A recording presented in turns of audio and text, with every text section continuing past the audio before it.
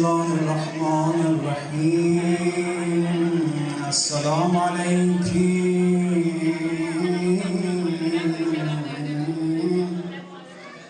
Ya Zeynep Kubra. Selam olsun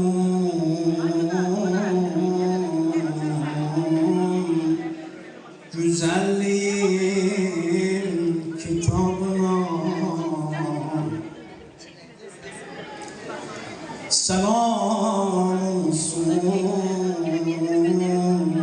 sırların cevabına. Selam olsun süsü Ali Taha'ya.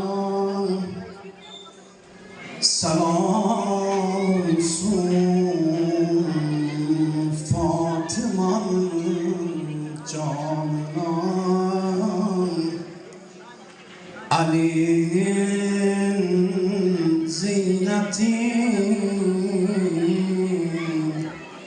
Hüseyin'in gayretine.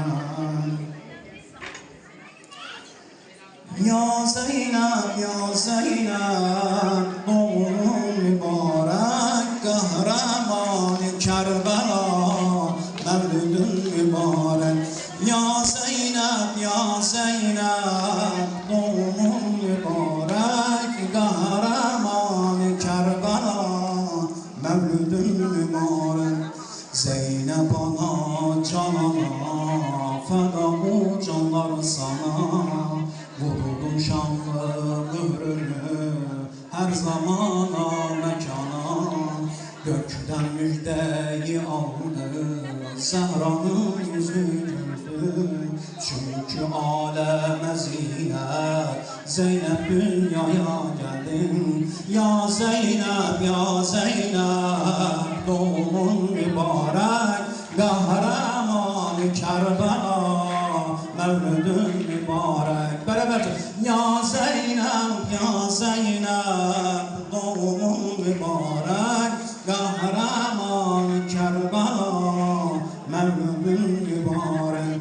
İzzatullah'tı Zeynep, heybetullah'tı Zeynep, göklerden yer ehline.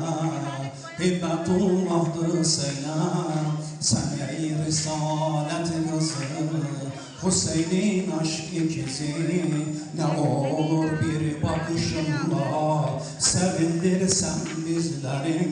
Ya Zeynep, ya Zeynep, doğumun mübarek, kahraman-ı Kerbela, mevlüdün mübarek. Seyyida Zeynep, Seyyida Zeynep. Eşlik edin inşallah, her sözün sonunda bunu siz diyeceksiniz. Ey arslanın kızı Seyyida Zeynep, Seyyida, arşı süslüyor aşkla mukaddes adın Seyyida. Hakkın yıldızı Seyyida Zeynep, Seyyida Zeynep, İzzetin özü.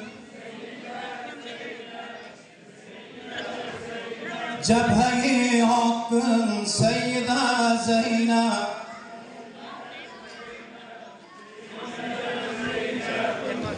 Babasının süsü ya Zeynep, ya Zeynep, ya Zeynep sizlerden. Babasının süsü ya Zeynep, ya Zeynep, Kerbela'nın sesi. Esen yurtta seni aşkla ağlıyor dostların. Selam olsun sana ya Zeynep, pak kabrin ruhuna. Muhammed Mustafa derneğinde dostlar,